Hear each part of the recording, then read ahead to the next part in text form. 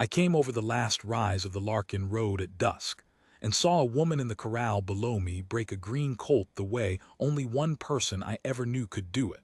All hips and patience, and a voice too low to carry. And my heart stopped clean in my chest because I had buried that woman 8 years gone and put flowers on the place where I imagined her bones. She wasn't a ghost. Ghosts don't raise dust. The colt came around the rail at a hard angle and she let it, leaning back into the rope easy as breathing, and the dust came up gold in the last of the light. And I sat my tired horse on that rise like a man who has just learned that the world is bigger and crueler and kinder than he ever let himself believe. I'd ridden 400 miles to stand on that rise. I'd ridden them telling myself I was a fool, that the letters in my coat were old paper and old grief, and nothing waited at the end of them but a grave or a stranger. And here she was, alive, with her sleeves rolled to the elbow and her hair come loose at the temple, gentling a horse into trust in a corral I had never seen, on land I had never set foot on, under mountains I had only ever heard her dream about. Her name was Maren Sorensen before I left, and I had meant for it to be Maren Hale by now. Let me tell it the way it happened, because if I jump to the corral, I'll skip the 8 years, and a man can't be understood without his 8 years. I was a drover. That's a plain word for it. I worked cattle up and down the long grass for men who owned land I'd never own, and I was good with horses and quiet with people, and I had a way of saving my wages that the other hands laughed at. I was saving them for a reason. The reason had wheat pale hair and a temper she kept folded up small, and a laugh that came out of her like she was surprised by it every time. I'd met her at a barn raising over near Coldridge when I was 26 and she was 22, and I'd spilled a whole bucket of nails trying not to look like I was looking at her, and she'd come over and helped me pick them up and said, "You're not as smooth as you think you are, mister." And that was the end of me. That was just the end of me. We courted 2 years. Slow, the way you do when you've got nothing but Sundays. I'd ride over after the work was done and we'd sit on her stepfather's porch and not say much, and the not saying much was the best part of any week I had. I asked her to marry me on a Sunday in the fall with the cottonwoods turning, and she said yes before I'd even gotten the words all the way out, and then she cried, and then she got mad at herself for crying, and that was Maren. All three of those things inside a minute. But I had nothing. A good saddle, a string of borrowed horses, and $40 I'd hidden in a coffee tin. You can't put a roof over a wife with $40. So when a cattle outfit out of Two Pines came through hearing for a long drive north, clear up past the Sabre Range to the railhead, and the Army contracts beyond it, and offering a drover's wage plus a bonus for any man who'd sign on for the whole season and the trail home, I signed. The bonus alone was more than I'd saved in 3 years. One hard season, I told her, and we'd have enough for 40 acres and a milk cow, and a year of being poor together instead of apart. She didn't want me to go. She didn't say so straight because Maren never begged for anything in her life, but I saw it in the way she held my hand too long on the porch the night before. "It's just a year," I said. "It's just one winter." She looked at me, and there was something old and frightened behind her eyes that I was too young and too sure to read right. "Things happen to men on the trail," she said. "Then you wait for me," I said, "and I'll come back and we'll be so dull and so married that folks will be sick of us." She laughed at that, the surprised laugh. I rode out the next morning before the light, and the last I saw of her she was standing in the road in her nightdress with a shawl over it, not waving, just watching, getting smaller, and I told myself I'd remember the picture, and I did. God help me, I remembered it for 8 years. I'll tell you about the drive quick, because the drive isn't the story, it's just the door the story walked through. It went bad at the Pell River. We'd had a wet spring up north and the Pell was running high and ugly when we hit it, brown and fast and full of trees torn loose up country. The trail boss, a hard old man named Dietz, wanted to wait for it to drop. The owner's son, who'd come along to learn the business and learned nothing, wanted to push across so we'd make the railhead ahead of 2 other outfits and get the better price. They argued. The son won because the son's father owned the cattle. We pushed across. I have seen a lot of bad things on the long grass. I have never seen anything like the Pell that day. The cattle balked at the water and then panicked in it, and 1,000 head of cattle in a panic in a fast river is a thing that turns the world into noise and brown water and the screaming of animals that can't swim. I was on my best horse, a steel-gray gelding named Banner that I'd raised from a colt, and we were trying to turn the lead steers downstream when a whole raft of torn loose timber came around the bend and took us broadside. I remember the cold. I remember Banner going under and not coming up. I remember a log the size of a church beam catching me across the back and the river taking me. And the last thing I saw before the brown water closed over my head was the far bank, green and ordinary, with a man on it I didn't know waving his hat and shouting words I couldn't hear. I didn't drown. A bend of the river 2 miles down had a gravel bar, and the gravel bar had a snag of brush, and the brush had me, half froze and half drowned and out of my head, when a homesteader named Tolas found me the next morning looking for a strayed mule. He hauled me up to his soddy, and his wife poured broth into me for a week while I burned with fever and talked to people who weren't there. By the time the fever broke, I'd lost the feeling in 2 fingers of my left hand for good, and I'd lost something else too. I'd lost where I was, and how far the river had carried me, and any way to send word home that didn't cost money I no longer had, because my wages had been in a money belt that the Pell took along with Banner, and 7 other men of that outfit, 3 of whom never came up at all. That should have been the worst of it. It wasn't. When I was strong enough, I worked my way back toward where I thought the drive had been, asking after the outfit, and in a railhead town with a name I won't bother you with, I walked into the middle of a thing that had nothing to do with me and everything to do with the next 6 years of my life. There'd been a killing in that town the week before. A faro dealer had been beaten to death behind a saloon, and the man who did it was a drifter passing through, lean and dark and quiet, and the witness who'd half seen it from across the alley swore up and down that the killer wore a steel-gray coat and rode a steel-gray horse. I came into that town gaunt and dark and quiet, wearing a dead man's gray coat that the Tollases had given me off charity, asking strangers about a cattle outfit nobody had heard of, with no money and no story anybody could check, and a sheriff who wanted the thing closed, and a town that wanted somebody to hang for it looked at me and decided I'd do. I won't drag you through the trial. There wasn't much of one. I had no witnesses because every man who could have said where I'd been was scattered to the wind or drowned in the Pell, and the Tollases were 100 miles off and never knew my name well enough to be sent for. The witness pointed at me. The jury wanted to go home. The judge gave me 8 years in the territorial prison at Stillwater on a charge I'd had no more to do with than the man in the moon, and I went, because there was nothing else to do but go, and because somewhere in that first black year I decided that Marin was better off thinking me dead in the Pell than alive in a cell. A dead man can be mourned and let go of. A man in prison for murder is a weight you hang around a woman's neck for the rest of her days. So I let her think it. I wrote 1 letter that first year and never sent it. I wrote it and read it and burned it in the stove of the prison laundry where I worked, and I told myself it was the only kind thing I had left to give her, the gift of a clean grief. I have done some foolish things in my life. That was the most foolish, and I didn't learn it was foolish until it was nearly too late to matter. 8 years. You'd think 8 years is a thing a man can describe. It isn't. It's gray and it's long, and most of it is the same day lived over. And the only way I kept my mind was the horses. Stillwater ran a contract breaking remounts for the army, and a man who was good with horses could spend his days in the corrals instead of breaking rock, and I was good with horses. So I broke army mounts for 8 years and got better at it than I'd ever been free, and I taught a half-dozen younger men the trade. And I kept my head down and my mouth shut, and I came out the far side of those 8 years lean and gray-headed at 36, and as alone as a man can be. They let me out in the spring, gave me $10 and a suit of clothes that didn't fit and a paper that said I'd served my time, and I stood outside the gate of Stillwater in the cold morning with no idea on God's earth where to go.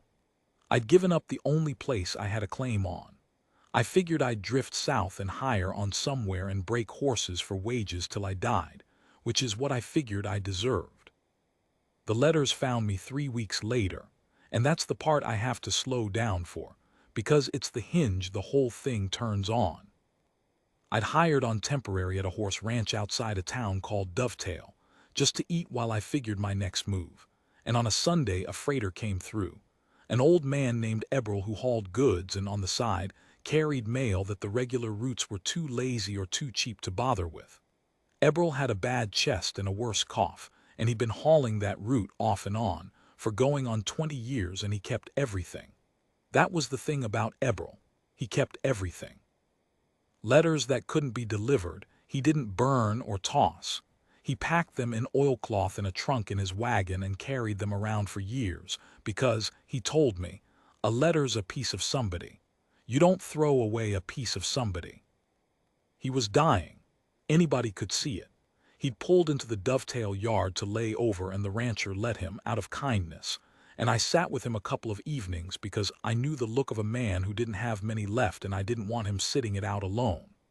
The second evening he got to coughing bad, and then he got to talking, the way the dying do, about all the things he'd meant to set right. And one of the things, he said, was the trunk.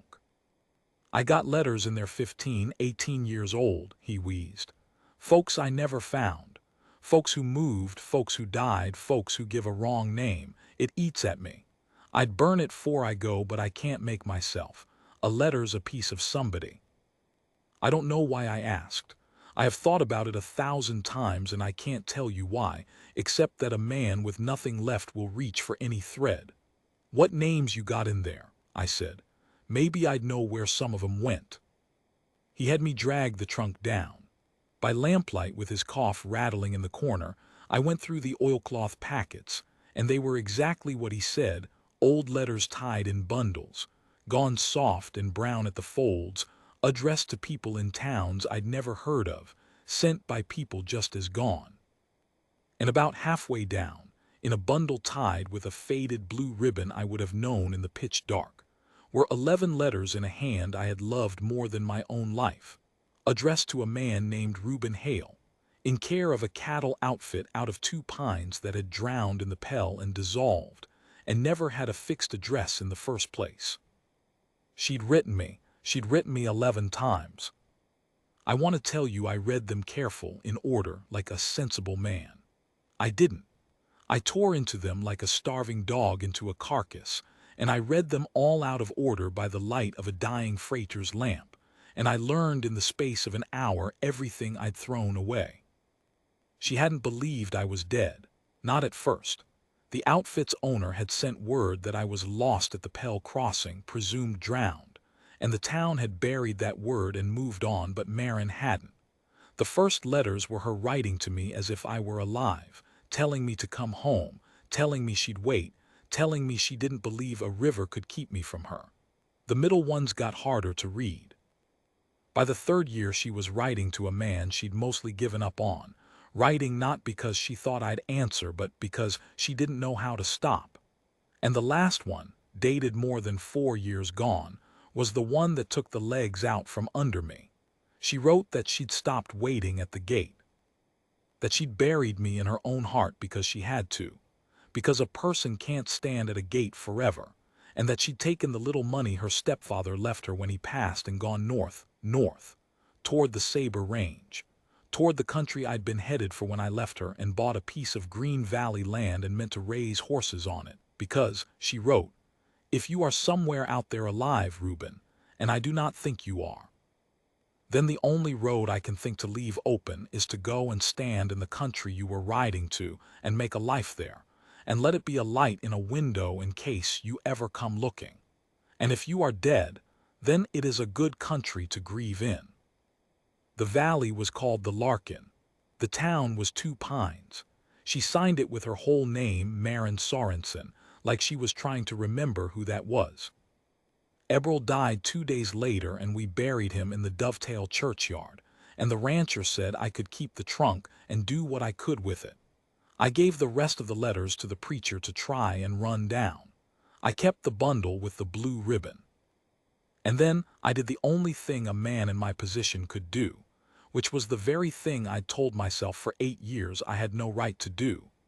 I pointed my horse north toward the Sabre Range, toward a green valley I'd never seen, toward a light somebody had left in a window for a man she was almost sure was dead. Which brings us back to the rise above the Larkin Road at dusk, and the woman in the corral, and the gold dust coming up, and my heart stopped clean in my chest. I sat there a long time. The light went and the colt got gentled and she turned it loose and it trotted off to its fellows, and she stood a moment in the empty corral with her hands on her hips, breathing, in the way of someone who has done a hard thing well. And then she ducked through the rails and walked up to a low house with a lamp lit in the window, a real lamp, in a real window, the light she'd written about, and she went inside and shut the door, and I still sat there on the rise. Because I had ridden 400 miles to get to that woman, and now that she was 100 yards off, I was more afraid than I'd ever been of the Pell. I made a cold camp on the rise. I didn't go down. A man with my history doesn't ride up to a lit window in the dark.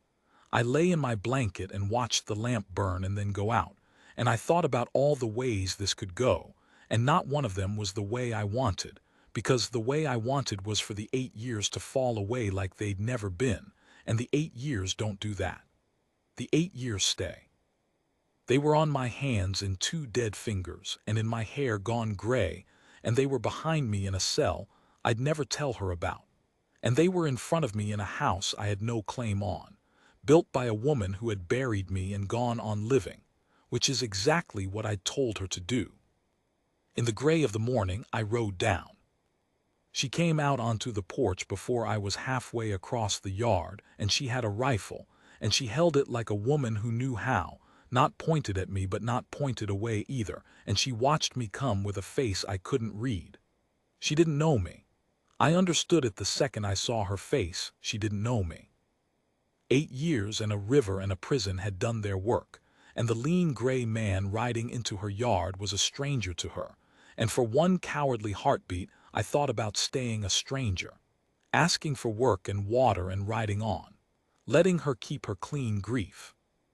Then I got close enough that she could see my eyes, and I watched the not knowing break apart in her face like ice going out of a river in spring, and the rifle came down slow, and she said, in a voice that had no air behind it, "No." "Marin," I said. "No," she said again. "No, you're dead. They told me you drowned." And she sat down, right there on the porch step like her legs had quit, the rifle across her knees, staring at me. "You drowned at the Pell 8 years ago.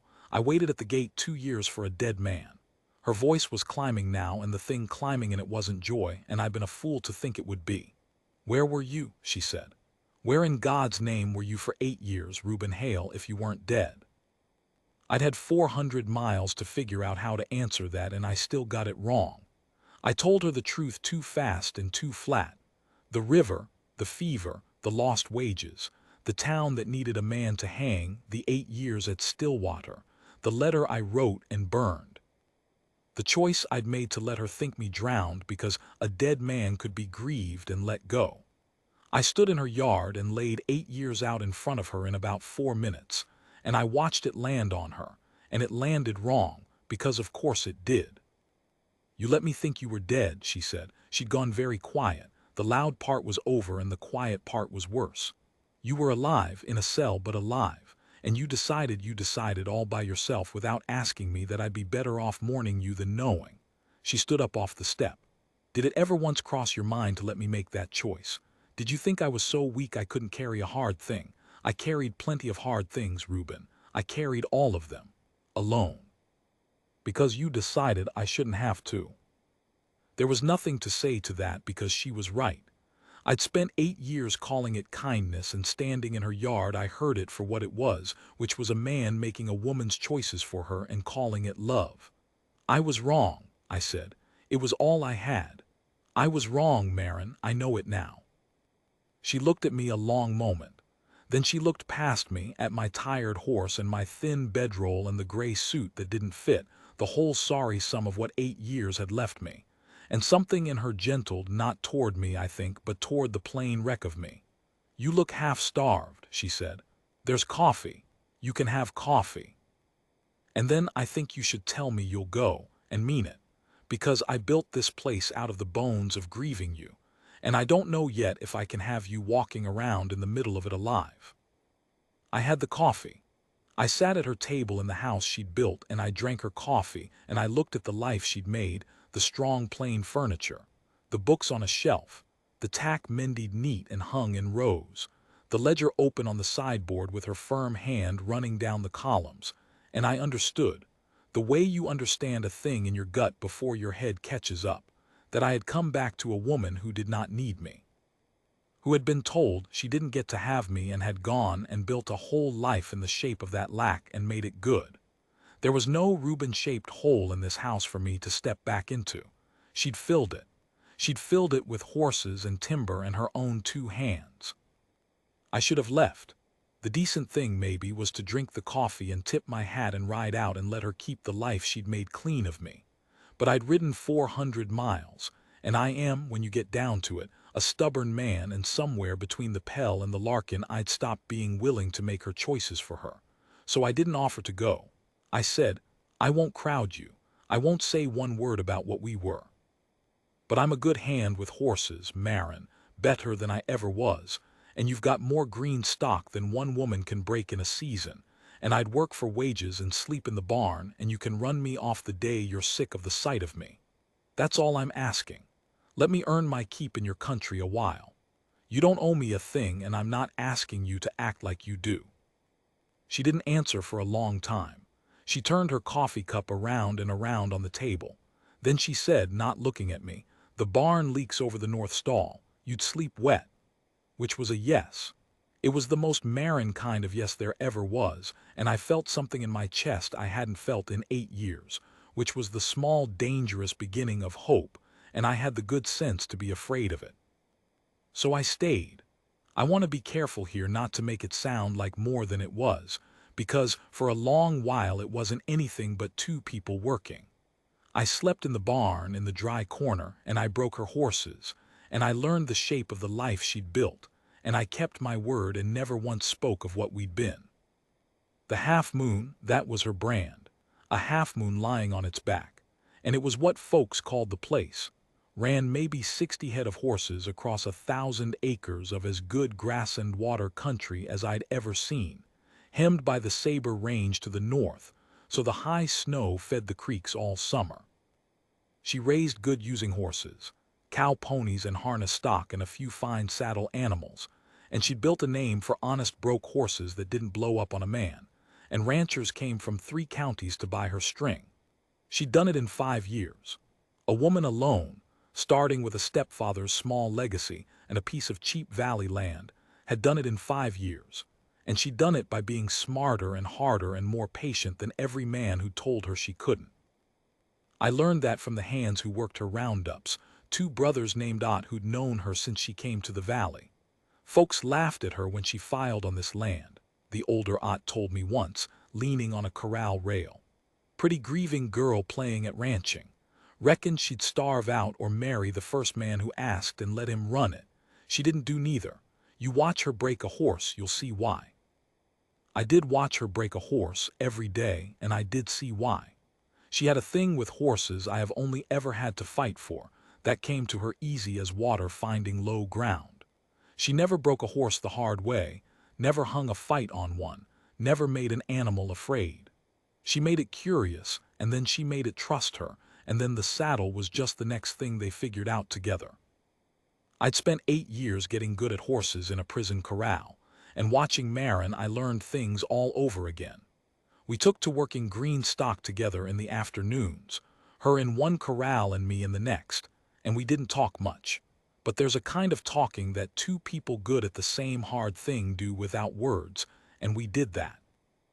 I'd see her solve a problem with a tricky colt and I'd try it on mine, and she'd see me settle a runner with my voice, and I'd catch her doing it the next day. And the not talking got to be the best part of any day I had, which was a thing I remembered, and which scared me more than anything had scared me in years. But there was a man. His name was Garrick Vane, and he had the biggest spread in the lower valley, 3,000 head of cattle and a house with 2 stories, and he'd been courting Marin for better than a year. He came around Sundays with his good clothes on and his good horse under him, and he was not, I'll be fair, a bad man. He was a hard worker and a fair dealer, and he treated her with respect, and he'd asked her to marry him twice that I knew of, and twice she'd told him she'd think on it, which from Marin was not a no. He had everything I didn't. Land, a house, a future you could see from the road, no 8 years in a cell behind him, no 2 dead fingers, no gray in his hair. The first Sunday he rode in and saw me working a colt in the corral, he looked at me the way a man looks at a stray dog that's taken up at his neighbor's place. Not hostile, just weighing whether it'd be trouble, and Marin introduced me as a hand on for the season. And I touched my hat and said nothing, because that was the truth, and it was all the truth I had a right to. I won't pretend I didn't hate him a little.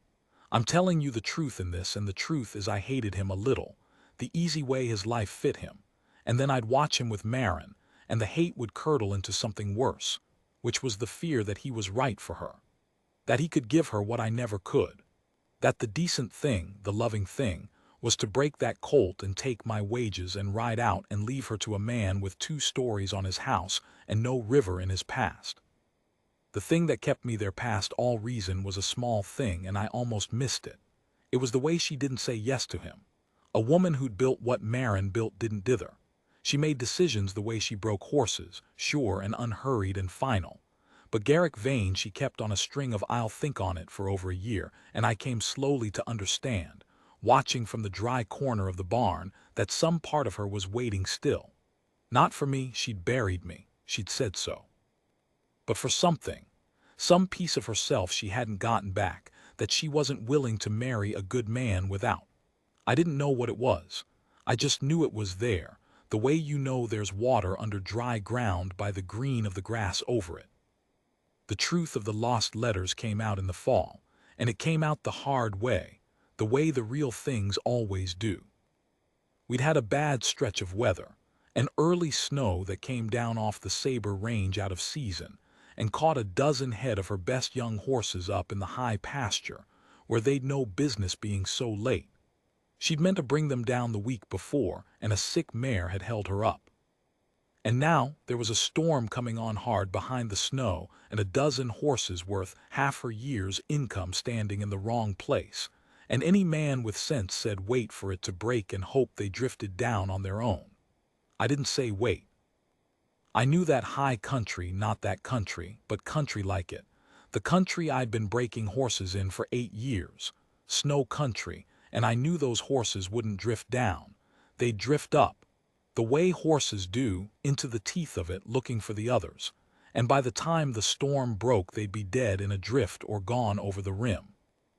So I saddled up in the dark to go after them, and Marin came out and saddled up beside me, and I said it was no weather for 2, and she said it was her horses and her mountain, and I could come along or get out of her way, and that was that. We got them. I'll skip the worst of the night, the cold and the whiteout and the one bad place where the trail crossed a slide, and we had to lead the string across one at a time on foot in snow to our knees with a wind that took the words out of your mouth before you could say them. We got 11 of the 12 down off that mountain alive, and we lost one over the rim in the dark, a fine 3-year-old filly she'd had high hopes for, and we came down off the Sabre Range a little before dawn frozen half to death, and we put the 11 up in the barn and rubbed them down and forked them hay. And then we stood in the lantern light in the warm horse smell of the barn, the 2 of us, shaking with cold and the long fear of the night, and something broke open. She started to shake worse than the cold could account for, and I put my coat around her shoulders without thinking, the old reflex, and she stiffened, and then she didn't, and she said into the dark, I almost married him last month, Garrick. I had the word ready in my mouth. She wasn't looking at me. She was looking at the 11 horses we just risked our lives for. And I didn't say it, and I couldn't tell him why, and I couldn't tell myself why, and then you rode into my yard out of the dead, and I've been so angry at you I could hardly see. And tonight up on that mountain, I figured out why I never said yes to a good man." She turned and looked at me, and her face in the lantern light was wet, and it wasn't from the snow. "Because some part of me never finished grieving you, Reuben. Because they told me you were dead, but they never let me see you dead. And a body needs to see the thing to let it go, and I never got to. And now here you are alive, and I don't know whether I'm grieving you or finding you, and I'm so tired of carrying it." I had the letters in my coat. I'd carried that bundle 400 miles and through the snow, and I'd never shown her, because what man wants to hand a woman the proof of his own foolishness? But she just handed me hers, the rawest thing she had, and you don't take a thing like that from a person and give nothing back. So I took the bundle out of the inside pocket where it had ridden against my heart for half a year, the 11 letters tied in their faded blue ribbon, and I put them in her hands.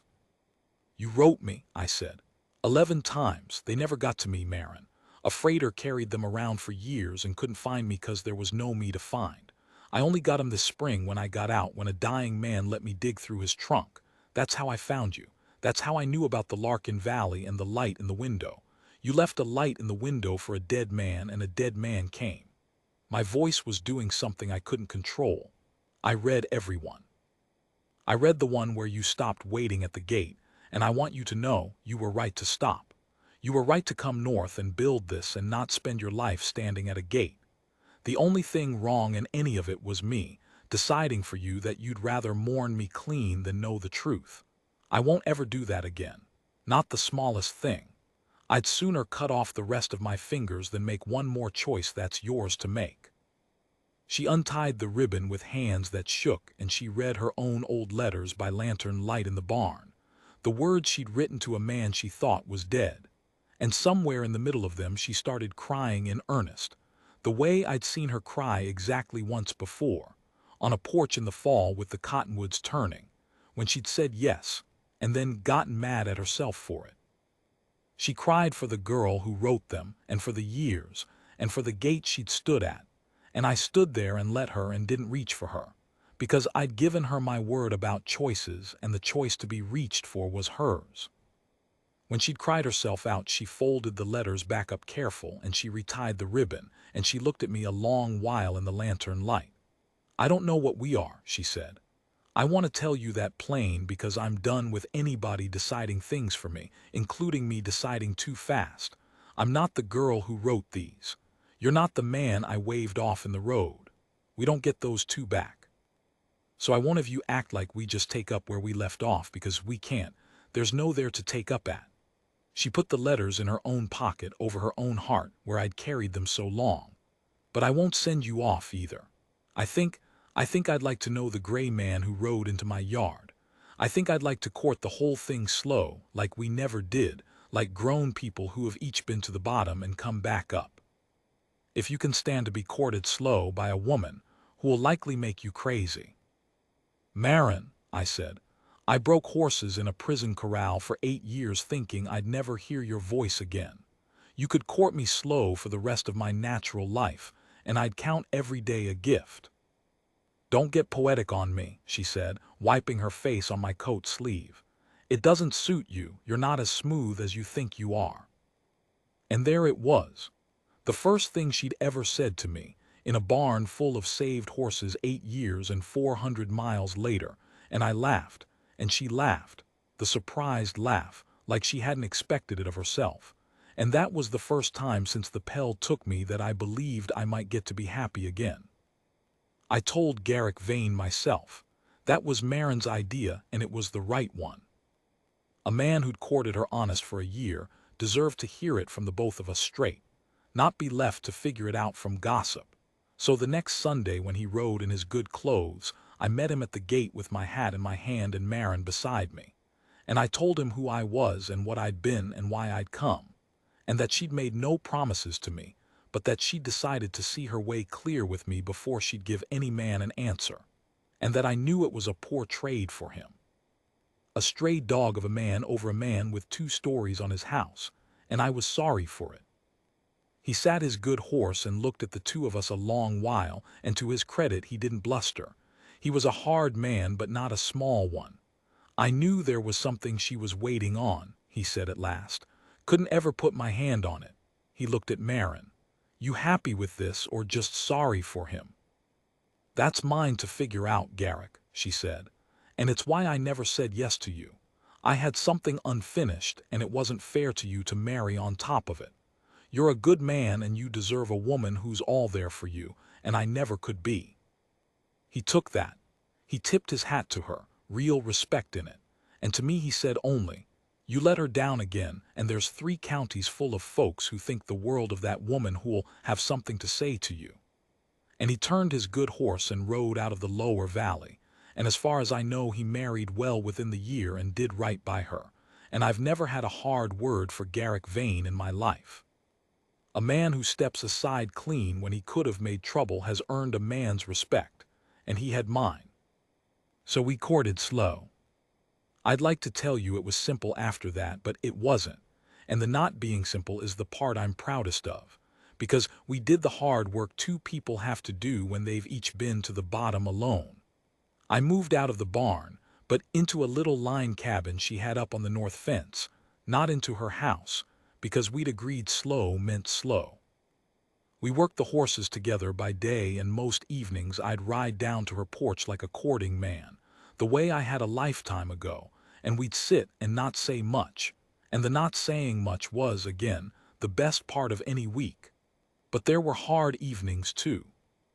There were evenings she'd get angry all over again about the 8 years, about my deciding for her, and she had every right to it, and I learned to sit and take it and not defend myself, because some things a person has to be allowed to be angry about more than once before it's truly done. And there were evenings I'd go quiet and far off, back to Stillwater in my head, and she learned the look of that and learned not to push it, and learned too, slowly, to ask.